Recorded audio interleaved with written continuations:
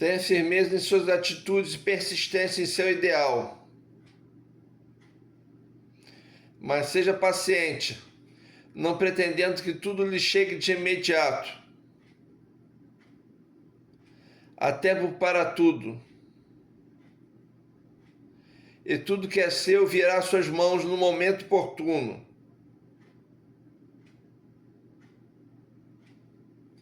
Saiba esperar o momento exato em que receberá os benefícios que pleiteia.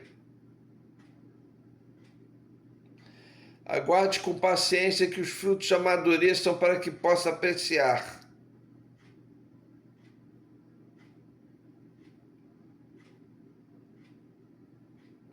Paz profunda.